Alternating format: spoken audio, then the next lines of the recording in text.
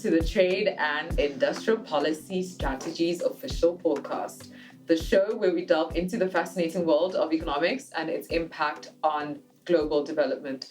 I'm your host. My name is Lesego Moshikaro-Amani, and today we are running a special Tips Forum panel discussion with special guests joining me today, Elize and Amélia. So the theme of this year is the small business sector, inclusive growth and industrial policy in South Africa, which is aimed at driving the industrialization through unlocking the small business sector in the country. But we also have Amélia, who is from Maputo, and she is actually a teacher. Yes. At Eduardo Mondlane University in Mozambique. And she's also a PhD student in development society. She has a master's degree in rural sociology and development management from the same university. Yes. So most of her research focuses on the perceptions of the Nakala, special economic zones, contribution to local socioeconomic development, while her other research interests focus on the development of policies, particularly in SEZ policies and industrialization in the SADC region. Welcome, Amélia. It's so nice to have you, and I'm really looking forward to seeing what Mozambique has done in terms of trying to develop the small business sector, particularly within the SEZ. So I think there are definitely lessons that I'm sure South Africa can draw from some of your work. And then we also have Elize from South Africa, and she'll be sharing her insights on sustainability and also transitioning to a green economy and how SMEs can be better included, particularly looking at women SMEs as well as youth-owned SMEs and also SMEs that are owned by people living with disabilities. So Elize is a sustainability expert with over 15 years of experience promoting sustainable development, particularly in Africa. She holds a master's degree in sustainable development and management from Stellenbosch University. And also she's actively participated in numerous initiatives to decarbonize the economy and also supported marginalized groups such as youth, women, and Black-owned enterprises, and now also people living with disability enterprises. And she also founded Green Talent, which is a sustainability career consultancy, and it's been involved in various roles, including, for example, small business coaching and also developing green economy entrepreneurial development curricula. I know that Elize is very, very passionate about the small business sector, but all things green economy and sustainability related. So welcome.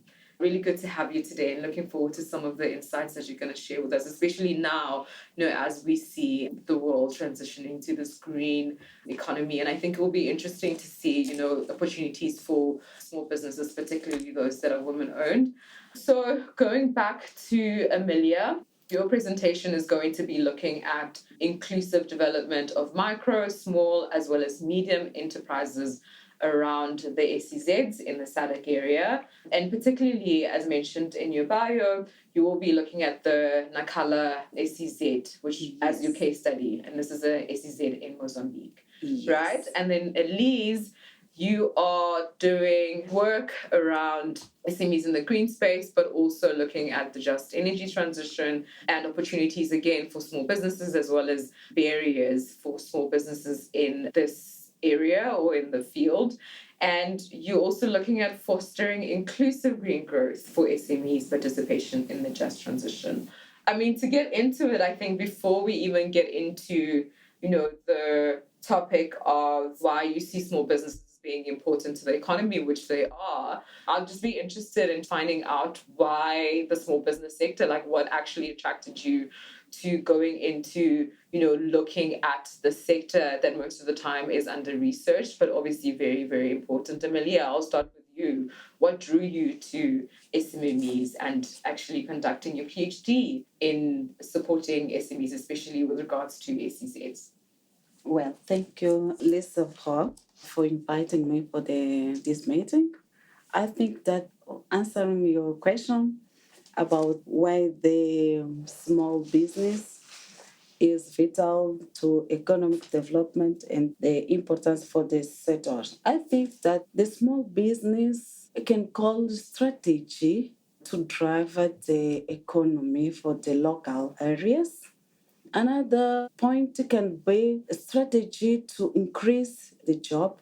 Even the people who has a low skills can do a small business. I will give you an example from Mozambique. Normally in Mozambique, who do a small business, who has a low level of education, who doesn't have a formal job, is a person who doesn't go to school. These people normally do a business, selling something in the street, selling something in the local place, even in a town. When I think that this activity is important for the country, even my country, because our economy is basically become informal activity. Yes. Another point I can share that a small business is opportunity for the woman. I'll share my experience from my country. Normally, we know that the women and the men are equal, but in a small business, who do is a woman? Because the majority of the population is a woman. The woman must support his family. The woman is the head of the family. The most people who do small business is a woman. That's why I say that small business is a strategy to give opportunity for women to get money. The last one, I think that the small business is a strategy to dissemination the technology and innovation. When we have somebody who does a small business, he needed to use technology to share his business, to publish his business. Even me, I'm a businesswoman. I use technology to publish. I use technology to buy outside in Mozambique. That's why I say that is a strategic to technology and innovation. I can say that small business is a vital for economy in the country. Yeah, no, thank you so much for sharing those interesting insights. I think that's very important. And I think also, when we look at Mozambique or when we're looking at South Africa as well as across the world, we do recognize the very important role of small businesses, particularly to employment creation, right? And I think also with some of the things you've mentioned, for example, with the role of women in the small business sector, I think that, that's something that we also see in South Africa. So at TIPS, we've done some work looking at SME data in our small business real economy bulletin. And we see that, for example, when it comes to small businesses, especially the informal sector, because, when you are talking about women in Mozambique, selling stuff on the streets, that's the same thing that we see in South Africa as well. And I think what would be interesting, I think we shared the data saying that, for example, we know that Black people in South Africa own 95% of small informal enterprises, but actually we don't look at women. But I think women would, own quite a large share of those informal enterprises in the country. So thank you for sharing that. I think I'm also just interested in some of your research findings from your PhD. And then also on that, I just want to find out that when you are looking at small businesses in the Nacala SEZ, what's the profile of those small businesses that you are seeing? Because I can imagine with SEZs, I'm sure you have to be a formal business, be VAT registered. So do you get informal businesses, but also, what are the types of businesses that you see in Nacala? Well, Nacala is a rural area.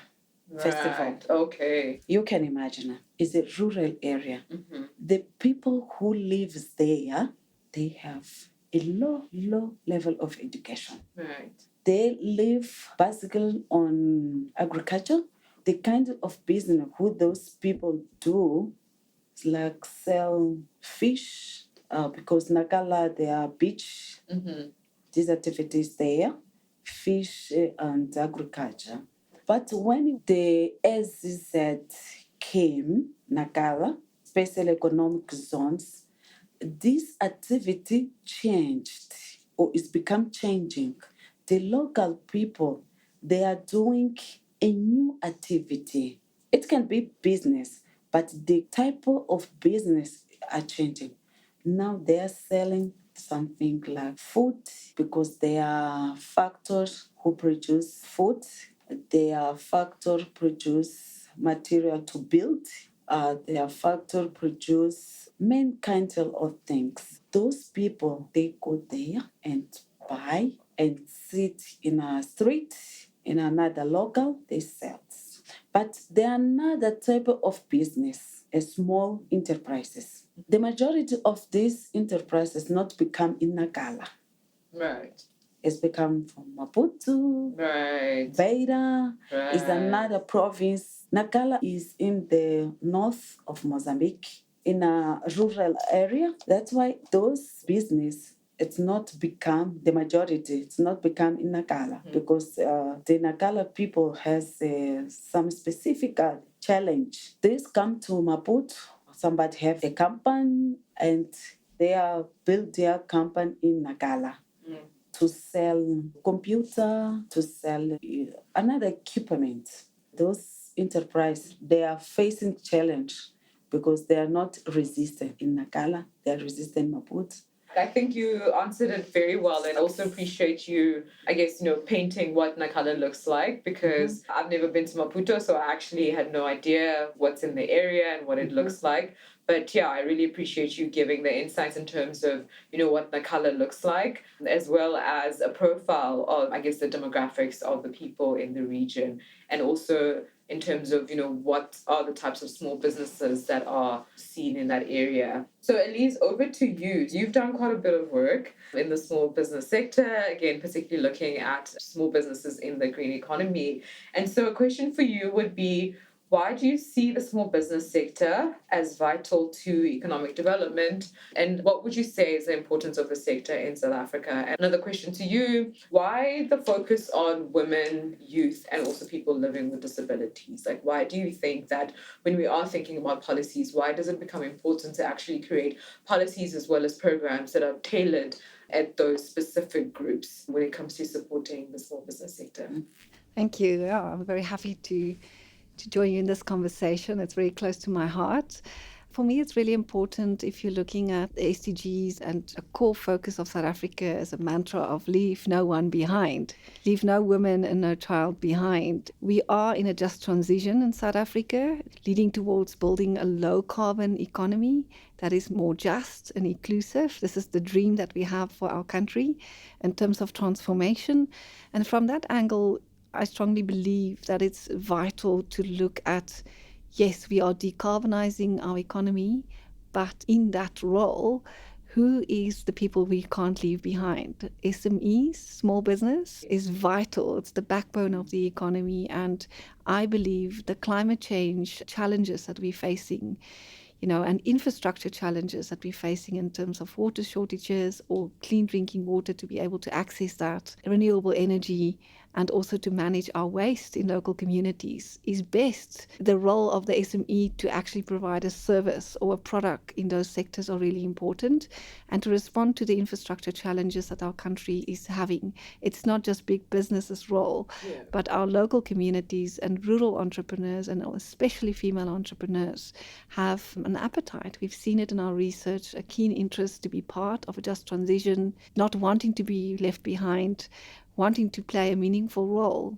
especially also on a social and environmental role for their local economy and local communities to build more resilience. Yeah. No, absolutely. And building resilience is really important in this sector, especially because, we've seen, from the financial crisis in the 2008 to the COVID pandemic, and also now with the impact of load shedding on small businesses, that it becomes really important for the small business sector to actually create resilience, right? Because when these shocks come, we see quite a lot of them not being able to actually sustain themselves. But thank you so much for that, Elize. So, you mentioned something that's very important, and I know this is not part of the questions, but I'm just wondering, like in Mozambique, have you guys started thinking about how, I guess, climate change impacts on the small business sector? Yeah, especially because when you are speaking about Nakala, you're speaking about a rural area and one that is dependent on agriculture, one that is dependent on, there's a lot of fishing happening in the space. So how do you see climate change impacting on those small businesses? And I don't know if you're able to maybe highlight opportunities for those small businesses, if there are any. Well, I think that climate change there is a challenge for small business in Nakala. You say it clear and well that is a rural area. The people who live there depend on agriculture. Agriculture depends on the weather. They are linked. They are selling fishing. It depends the climate change too. What's the big challenge I can see in Nakala is that it now has a big industrial. Those industrial become outside. The most of them become outside. I can say that is a special economic zone. I try to outside investment to Nakala. Their pollution, this become from this industrial. Now you can imagine we have activity from is a corridor who they are linked in some province in some countries. Has Angola, has Republic of Congo, Right. Zimbabwe, Zambia. There we called a big company called Nakala Logistica. In this place, the most of the material or the factors is producing there. They are packed in the train and go outside. The majority of the industry are polluted the area. Even when I was there last year, when we were working for the community, there was a main pollution in the area. Even my interview told me that 10 years ago, they not existed. This pollution came with this industrial. That's why I say that when we are looking for Nakala, we need to design some policy regarding the climate change because those industries are polluted the area. Another challenge is erosion. Some places the soil are moving. Yes. Before we implanted the special economic zones of Nakala, the previous investigators say that when we have those industrial, we must look for reasons because it will be the big challenge for Nakala because the areas, some parts is higher and another one is, can I say Darwin? No, yeah, I can say Darwin and don't know how can I say in different way. I think so. Okay. It's a big challenge for Nakala in 2 point erosion and pollution. All right, thank you so much for that.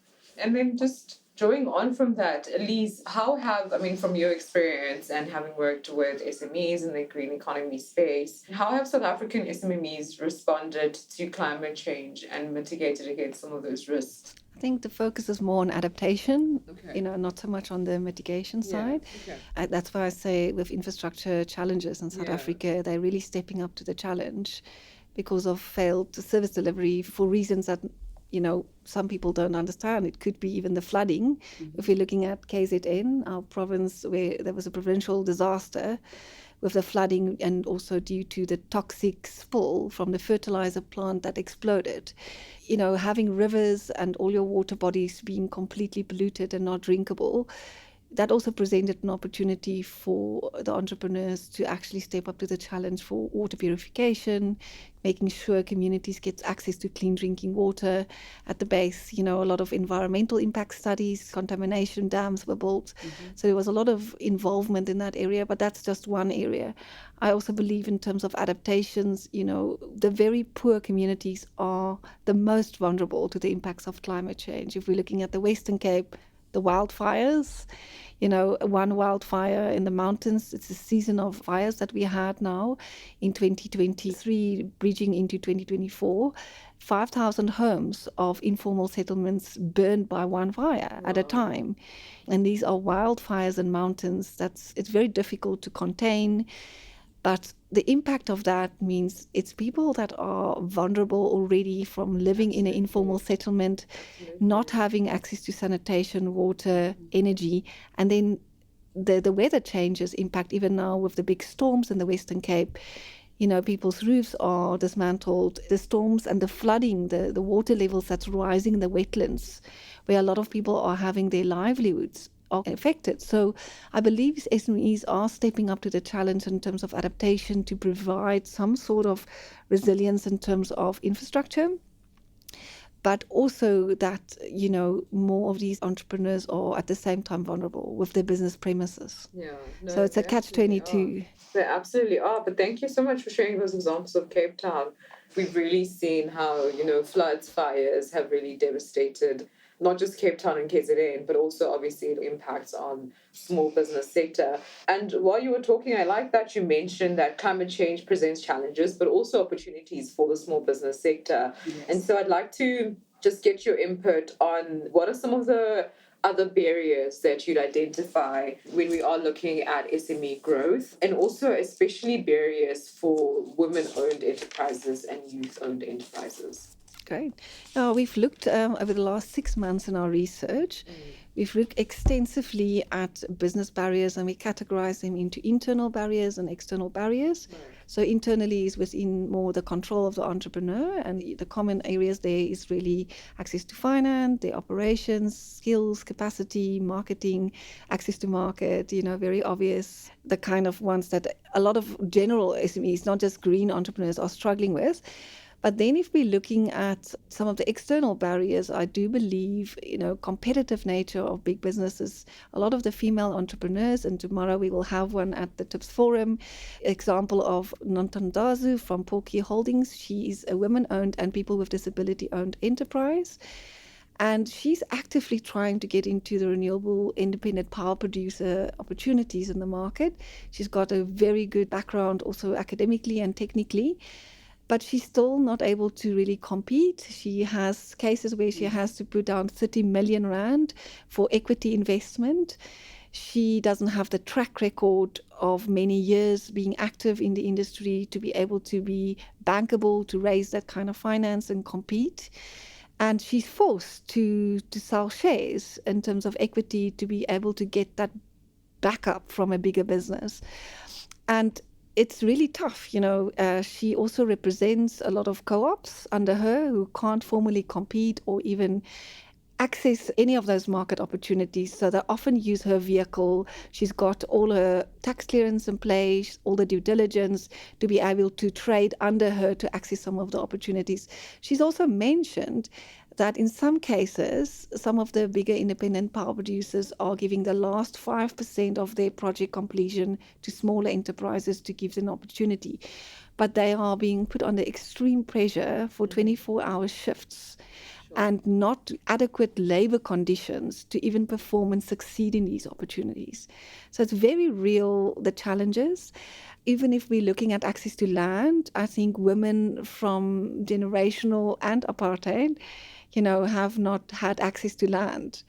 And a lot of the entrepreneurs need access to land to be able to set up projects. It's not just having this in their circles of influence, Then water sector and waste sector, we also look at some of the barriers there, regulatory barriers, technical barriers. Some of the entrepreneurs even can't access technical support. So they appoint American consultants and pay them in dollars to actually do their feasibility studies, not being able to access those capabilities locally, and it really comes at a very, very high cost. I do believe from a procurement perspective, I've seen barriers obviously from a payment, but there is some payment holidays that women are getting within 7 days payment, and some preferential procurement, which is more on the upside. And I think those are some of the barriers that has been overcome in some instances. So it's also positive. It's not all gloom and doom. That's amazing. Thank you so much for sharing the positive story. Sure. I think most of the times when we ask about, the barriers, always looking for the doom and gloom. But it's good to see that, there has been work that's been done in addressing some of those barriers. And I think that's something that's very important. So, Amélia, I have the same question for you as well in terms of trying to understand what the experience has been like for Mozambican SMMEs. So what would you say are some of the other barriers that you would identify for SMMEs in Mozambique, and especially those that are women and also owned by youth?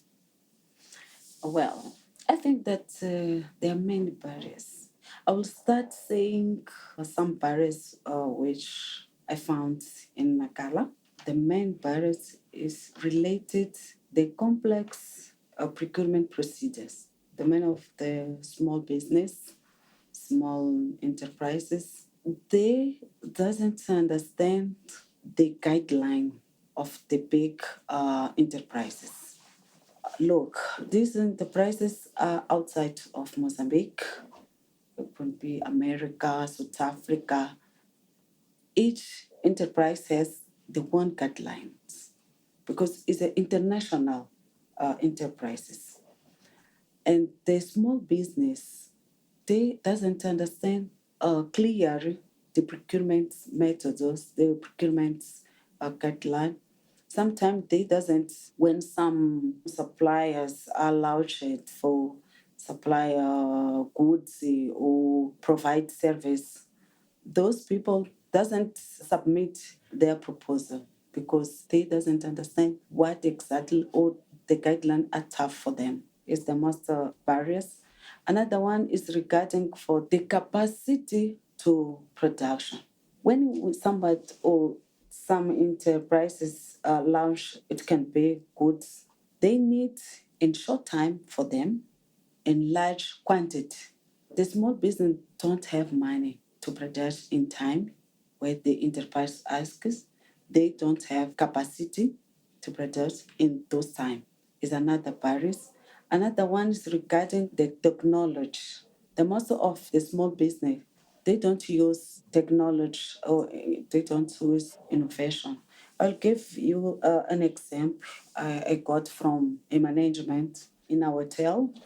I asked for vegetable in Nakala's agriculture, but they don't give them the vegetable for hotel because they don't have capacity to produce.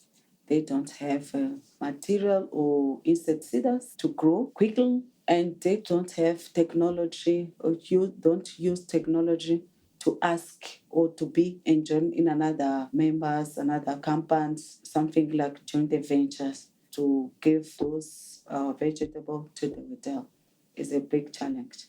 For the woman, I think that the big challenge regarding, how can I say, financial, because the small business are doing with people who doesn't have money. If you have education, but normally in Mozambique, this job is doing from people who don't have a level or education. If you go to the bank, me and Listen, we are businesswoman.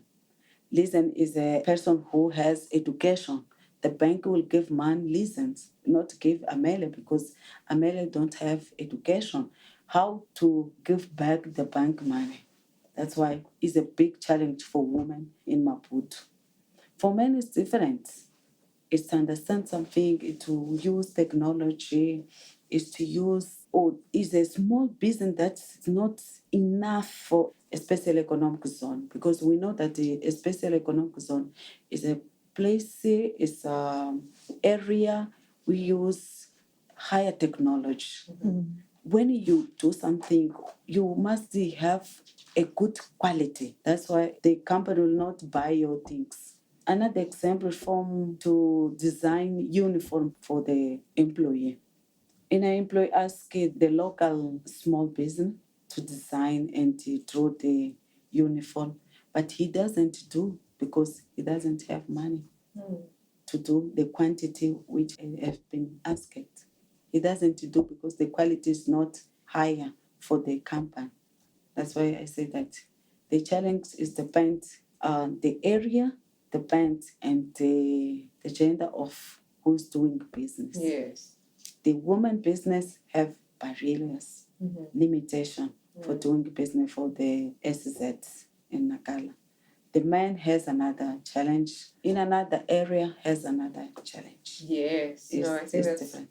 True, that's very important, and thank you for highlighting those differences. So, lastly, I think this is something, Amelia, that you mentioned, and Elize also alluded to. So, in terms of government support and government policy, what do you think needs to be done? Not only what you think needs to be done, but in terms of, for example, I know, Elize, you've looked at SMEs across the continent. Have you seen some initiatives or programs or policies that are looking to supporting, for example, women or SMEs in the green space that you think would be really good policies that South Africa could learn from? Sorry, not only in Africa, but also, across the world, because you are looking at what's also happening globally.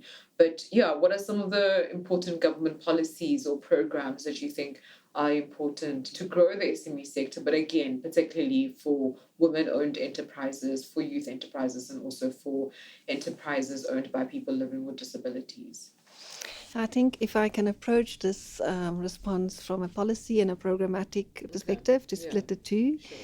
We all know that policy is desirable. It's a long-term, bookmark that's put in place. It will take 15 to 20 years to actually, really become a reality. But I think at the moment, addressing gender disparities, addressing SMME inclusion and also youth inclusion and people with disabilities, we don't have lots of time left, so I do think we need to take an approach of looking at really good programmatic interventions such as Future Female Business School, which has been running for 3 to 4 years, since COVID.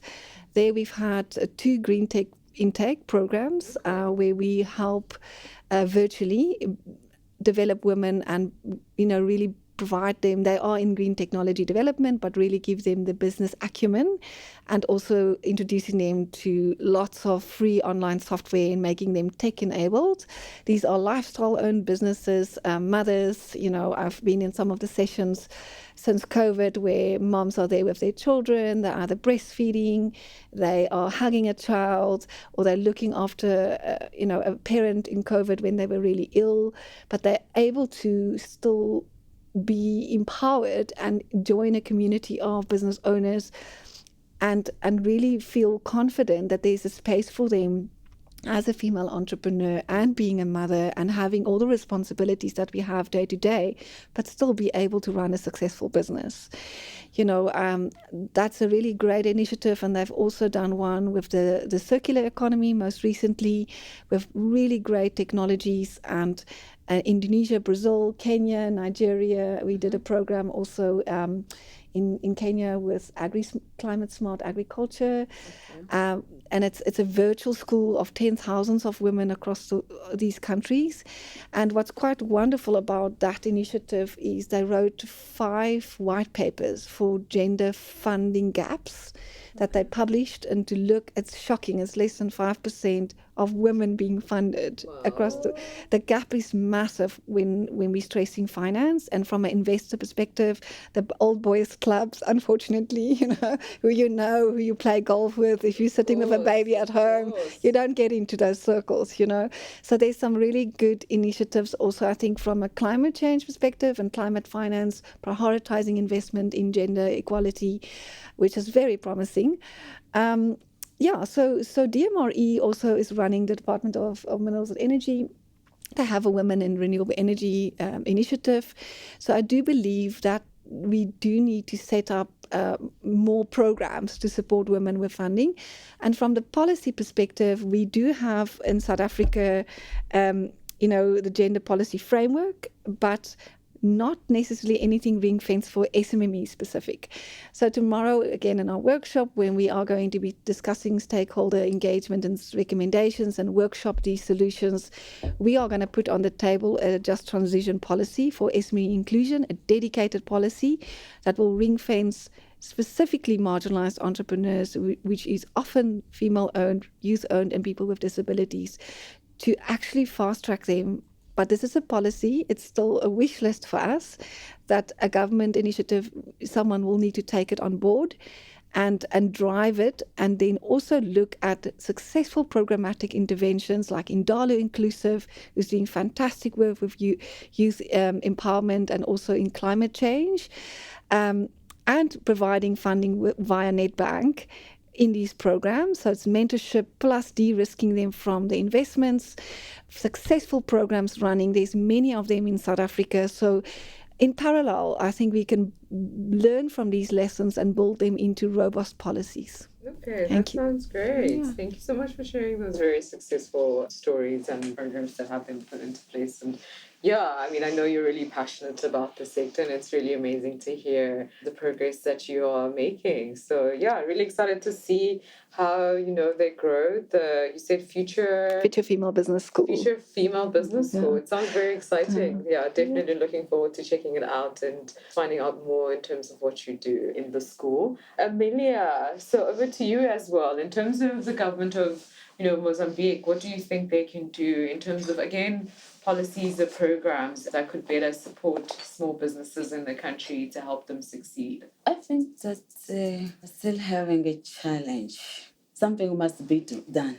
When I look for my research, I think that the government must design the policy which can link the small business and the SZ, because the gap of them are so big. The government must design policies which will help the small business to be linked in our big enterprises. Another thing, they can design the program to be implemented during this short time. When we look in Nagala, we know that the government doesn't have a specific program for SZ to link SZ in a small business. It's better to design the program, a specific program for each sector, because we have a sector for service, we have sector for industrial, we have a sector for business, we have sector for transport and logistics. We must have a program in each sector for those small business. The program must be focused in training, must be focused in procurement procedure. This procurement procedure can be done with SZ management, who will training the small business how to understand the guidelines or procurement guidelines, how to be staff for prepare his proposal. This activity must be done from the SZ management. The government must be designed the police who, I will not say obligation, but something will show them that the management of the SZ must contract or have a person to say that if you want to be in a specific, in a special economic zone, you must contract maybe 14 or 15% your procurement plan. You must contract a small business in local place. Yeah. It's something what the government must be done to push the small business to be linked with the big enterprises. For me, is the most important, because when we have a big enterprise in a specific area, the small business must need to have a business in that place, must have opportunity to grow and to help the area to grow too. The last things for small business, I can tell that must do something related to the trainer. They have a skills, they have a education, even somebody have or finalize the secondary school, but if you doesn't have the skills, will not be able to access the opportunity from the big enterprises.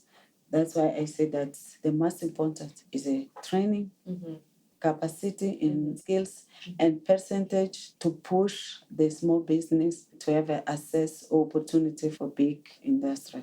Yeah, no, those sounds like very, very interesting recommendations. Thank you so much for that, Amelia. So yeah, thank you to my guests today. Thank you so much, Elize. Thank you, Amelia, for the very interesting conversation on SMMEs and also understanding some of the opportunities and challenges that they face in South Africa, in Mozambique, but I think also some of the challenges and opportunities they face are, some that African countries, for example, struggle with, and also rural communities. So I think it was really important for you to highlight some of that. So thank you very much. So there is no doubt that the small business sector is important for economic development and growth, and we really need supportive policies as well as targeted programs to support the sector, especially so for those who are owned by women, owned by youth, and owned by people living with disabilities. So that's a wrap. And to our listeners, please remember, sustainable growth is not just a goal, but a path to a more resilient and prosperous future. Don't forget to subscribe, leave a comment, and connect with us on social media. Remember to follow our body of work on the TIPS website, which is www.tips.org.za. You can interact with this podcast on Apple, Deezer, Spotify, as well as YouTube. Join us next time as we continue our exploration of policies that shape economies. Until then, I'm your host, Ms. Hall, and I'm signing off.